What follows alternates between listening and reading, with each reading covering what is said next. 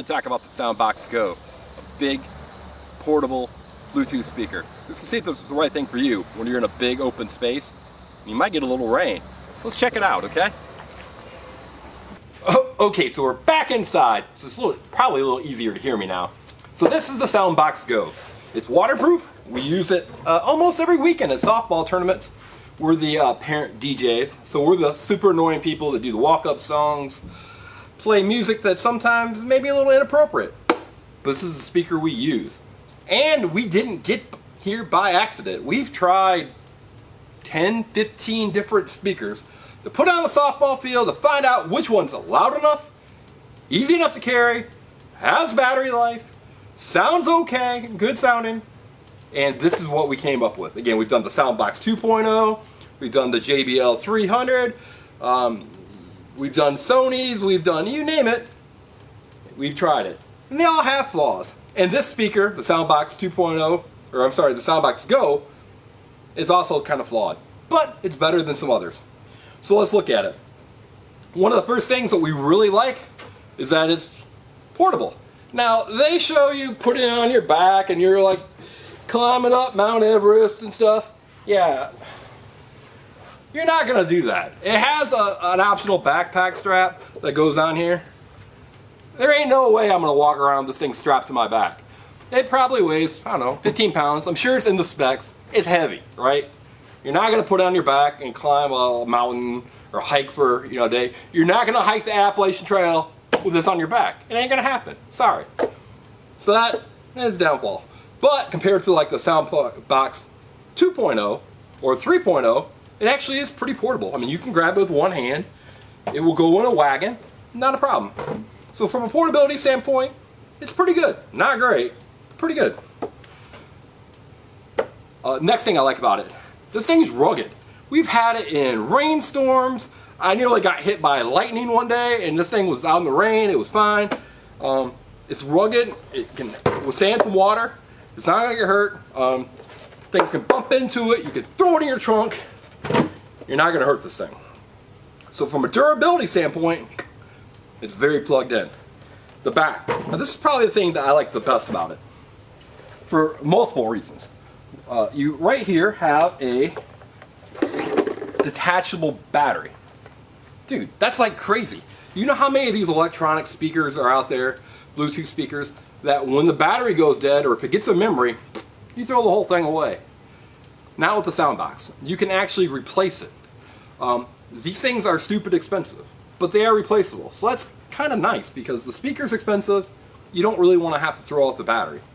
So that's a big plus. The next thing that's a big plus is this thing lasts forever. I mean, I've never run the battery out.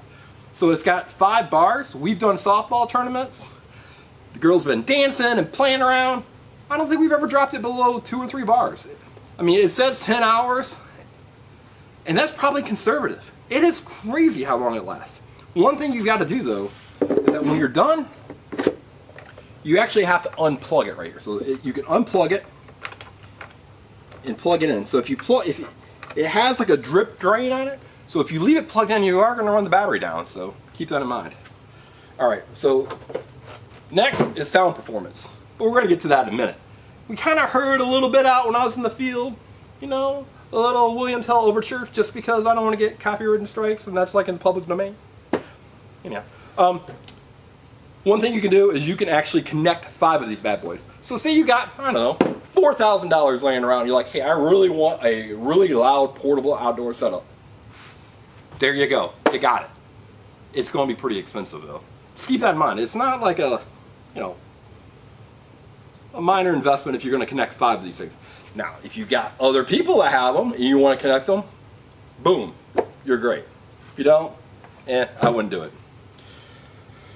Ease of use, that's another biggie. The Soundboks 2.0 that we have had a kind of an annoying tendency to drop off the Bluetooth. You'd be in a song or you'd be playing a girl's walk-up song and it would just whoop, drop out. And that's not what you want. The Soundboks Go, we've never had an issue with that. The Bluetooth works perfectly. Our phones find it instantly. So it's one of those things that with a Bluetooth setup, sometimes they're super easy and sometimes they're kind of painful. This one's on the super easy. So from a connective standpoint, it's great. We really do like that. So the most important thing about any speaker, sound performance and sound volume. How loud does it get and how good does it sound? You know, so from a volume standpoint, Soundboks claims 121 decibels. I don't think it gets there. You do have an app that you can connect into it so that you can kind of fine tune it and get it probably closer to that, but it's still not great. I mean, it's still not 121 decibels great. The Soundboks 2.0 that we have is definitely louder. It just is. I mean, the Soundboks 2.0 will have the commissioners of the softball tournament come to us and say, hey guys, you got to turn it down. We've never had that at the Soundboks Go. You can hear it on the field, you can hear it out in the field, but in terms of it just being ear-piercingly loud, it's not quite there. It's still probably about as loud as anything you can find in the market other than the other sound boxes, but keep that in mind. Sound performance. This is the first thing that actually is kind of a negative. It's okay. It's not great. It's kind of muffled. So in our royalty-free public domain William Tell Overture, and I'll work on it. I gotta get something better. You'll see that we're going to connect the speaker, and I'll show you how easy that is. So I got the speaker, I turned it on, and again, it just has this little handy knob right here, right? You push it down, turns on, and you kind of go to the volume one. All right, so we're connected, just like that. It just connected while I was talking.